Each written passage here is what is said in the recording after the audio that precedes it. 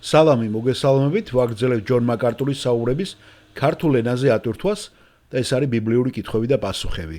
ეს იქნება ბოლო კითხვა ამ სესიაში, რომელიც ჩაწერილი იქნა 1992 წლის 28 ნოემბერს და ალბათ ეს ბოლო იქნება ამ წელიწადისთვის, მე მგონი მეოთხე გამოვიდა ამ წელიწადს 3 მინიმუმ და ეს მიეძღვნა სპეციალურად მეორედ მოსვლას და ბოლო ჟამის პერიოდს. ეს კითხვაც ამას გულისხმობს. აუდიტორიდან პიროვნები, რომელიც სახელი არ ვიცით, ამბობს ესე ცოტათი დაბნეულია, მაგრამ ჯონი დაეხმარება რომ გამოასწოროს. მე კარგად არ მესმის, მაგრამ თან მესმის, რომ ჩვენ ყავს ერთი ღმერთი, რომელიც სამი პიროვნებაა. ჯონი ეუბნება, თქვენ არ გესმით თუ გესმით? დიახ, მასეა, თან მესმის, თან არა, რომ სამება, რომელიც არის ღმერთი და ჩვენ ატაცების შემდეგ, ათასწლოვანი სამეფოს შემდეგ, როცა მარადიულ მდგომარეობაში ავდივართ ახალ ცაზე და ახალ მიწაზე, ახალ იერუსალიმში, ჩვენ სამივე პიროვნებას განსხვავებულად დავინახავთ, როგორ არის მამა, როგორ არის იესო და როგორ არის სული და გავიგებთ მაშინ მათ არს.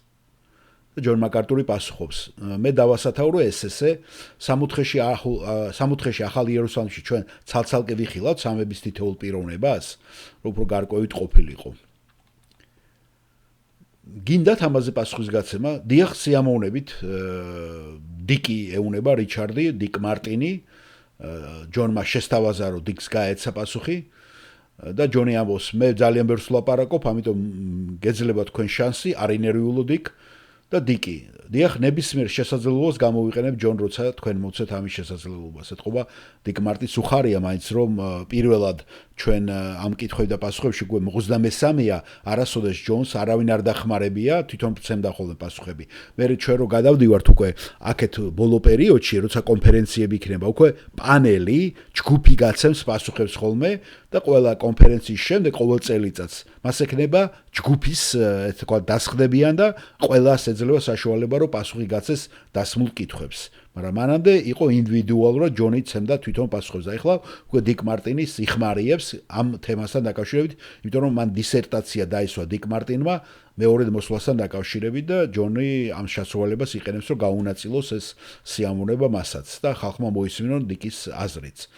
და უკვე ჯონი ამზადებს უკვე პასტორებს, უკვე 14 წელია, დამხმარე პასტორებს და ჯონ მაკარტურმა მახსოვს ერთხელ ახსენა კიდევაც რომ ჩემი მიზანია რომ ეს ლიდერის ჯგუფი შევქმნაო, რათა გამრავლებულიყო და გავრცობლიყო ეკლესია. არ დაუარსებია ფილიალები ხოთაშორის სხვა ეკლესიებისგან განსხვავებით სოფლიოში, არის მისი ორგანიზაციის ფილიალები, მაგრამ არა ეკლესიები, რომლებიც ეხმარებიან ეს ფილიალები სოფლიოში. ახლოს, მაგალითად კანადაშიც გვაქვს ჩვენ ეს ფილიალი ოფისი არის, რომ ახლოს და ჩქარა მიაწოდონ წიგნები და აუდიოფირები, მაგრამ თვითონ როგორც ესეთი მსახურება, რაც სხვა ეკლესიებს და გაავრცელეს და მიმდინარეობებს წავიდა, ესეთი რამე ჯონს არ აქვს. ჯონის თავად ეკლესია გაფართოვდა შიგნით და დღეს არ ვიცი, ეხლა რამდენი წევრია, 5000 არ ვიცი, ზუსტად 10000 არ ვიცი, ზუსტად როგორია. მეგა ეკლესიად კი ითვლება. და ჯონ მაკარტური აგრძელებს კიდე. უბრალოდ მე მინდა რომ ეს იყოს ბოლო კითხვა, იმიტომ რომ ჩვენ სხვაგვარად გვიან დავამთავრებთ და დაგვაგვიანდება დიკ. და დიკიც ეუბნება, დიახ, მათ შეუძლიათ უკვე ჯონ მე დამაბრალონ, რომ დავაგვიანე და არა თქვენ.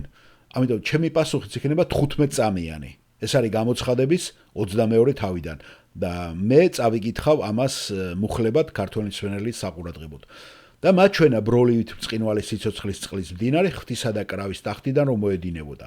მისი ქუჩის შუაგულში მდინარის გაღმა გამოღმა სიცოცხლის ხეა, რომელსაც 12 ნაყოფი გამოაქვს, თითოეულ თვეს თავისი ნაყოფი, ხოლო ხის ფოთლები ხალხთან გასაკურნავადაა. მეტად აღარაფერი იქნება დაწყევლილი, ღვთისა და კრავის ტახტი იქნება მასში და მისი მსახურნი ემსახურებიან მას. იხილავენ მის სახეს და მისი სახელი შუბლზე ექნებათ. ღამე აღარ იქნება და აღარ დაშიდებათ არც ლამპრის შუქი და არც მზის სინათლე, ვინაიდან უფალი ღმერთი გაუნათებს მათ და იმეფებენ უკუნითი უკუნისამდე. და მე ვფიქრობ აგრძელებს დიკ მარტინი, რიჩარდი მარტინი, ეს არის საბოლოო და მარადიული მდგომარეობა და ის საუბრობს ღმერთზეც, კრავზეც, რომელიც არის იესო ქრისტე და ასევე მათზე, ვინც იხილავენ მათ და ჩვენ შეგვეძლება მათი ხილვა. იმიტომ რომ აღარ იქნება საჭირო მზე და მთვარე, რადგან მამა და ძე გაგვინათებენ ჩვენ. და მე ფიქრობ, რომ ღმერთის სული რჩება იმ მდგომარეობაში, რომელშიც ის ყოველთვის იყო. და ეს არის წმინდა სული და არასოდეს ყოფილა რაიმე სხვა გაგებით მნიშვნელოვანი ხილული ადამიანებისთვის. ის უხილავია. ამრიგად ის იქნება მარადილ მდგომარეობაში. იქნება მამა, ძე და სული წმინდა. სული როგორც სული, ძე მისი ადამიანური განდიდებული სახით და მამა მთელი თავისი გასხივოსნებული სიდიადით, რომელიც იყო მისი არსებობის პოვა ყოველთვის, ყოველ ჯერზე. და ჯონ მაკარტურიც ეხმარება ასე რომ არანაირი ცვლილება როგორც დიკმა ახსენა, არავითი არ არის ცვლილება მარადისობაში. ისინი იქნებიან ისეთი, რაც ყოველთვის იყვნენ. დიდი მადლობა, ეს ძალიან სასიამოვნო დრო იყო, მე ძალიან ვისიამოვნე ამით და იმედია თქვენც მოგეწონათ დიკ, ხომ? და დიკი შემიძლია ახლა უკვე მიკროფონი მოვიხსნა ჯონ და ჯონი აგრძელებს. იცით, მე ძალიან მიზიდავს ხოლმე ასეთი შეხვედრები და ისინი ჩემს გულში ძალიან ხშირად ყოველთვის დადებით ემოციებს აღძრავენ. და ასევე იყვნენ მოციქულები, თქვენ ადრეც მოგიყევით მე ამის შესახებ, პავლე მოციქული, რომლებიც იყენებენ დიალოგის ამ ფორმას, მსჯელობის ამ ფორმას წმინდა წერილებიდან და კითხვები და პასუხების საშუალებას აძლევდნენ თავიანთ მსმენელებს. და ეს ძალიან მნიშვნელოვანია, ფიქრობ ჩვენთვისაც, რომ დღესაც ეს ჩვენ გავაკეთეთ და ამას გავაგრძელებთ კიდევაც. მე პირადად აღფრთოვანებული ვარ და მოუთმენლად ველი იესო ქრისტეს მეორედ მოსვლას. და ყოველთვის ნატრულობ რომ ნეტა მალე მოვიდეს და არაფერი ამ სამყაროში ისეთი, რაც მე აღმომიჩენე და რაც მე მიგნია, რაც შეედრებოდა იმ დიდებას, რომელიც მის გამოცხადებას მოყვება. მეც დამეთანხმებით ხო მართალია და ზოგჯერ ჩვენ ხაფანგში ვარდებით ხოლმე და ვიქცევთ საკუთარ თავებს შიშის გამო. იმიტომ რომ ჯერ არ გვინდა რომ უფალი მოვიდეს. იცით რატომ? ზოგი ფიქრობს, აი მე გათხოვილი არა ვარ, ვერ მოვასწარი ცოლის მოყვანა, ბევრი ოცნები მაქვს ასასრულებელი. გახსოვთ ხომ ესეთი მდგომარეობა? და ჩემი ერთ-ერთი მეგობარი ამბობდა, ბიჭო, თუ ქორწინება ისეთივე კარგია, როგორც აქ არის, მაშინ რაღა არისო სამოთხეშიო. ასე რომ თქვენ არ გინდათ რომ რაღაცები გამოტოვოთ აქ დედამიწაზე. და მე მაქვს ფიქრობ ზოგიერთი ბევრი გეგმა ასასრულებელი. ჩვენ ვაპირებთ რაღაც ამას დასვენებას, მე ვაპირებთ ჰავაიზე არ ყოფილვარ და მინდა ჰავაი მოვინახულო. ხედავთ? და ჩვენ ძალიან სულელურად ვიქცევით მსგავს რაღაცებზე, რადგან გვაქვს ასეთი ამქვეყნიური აზროვნების რაღაცა სურვილები და ნიმუშები. არამედ ჩვენ უნდა ვიყოთ ყველანი გახარებული და მოუთმენლად ველოდოთ იესოს მოსვლას.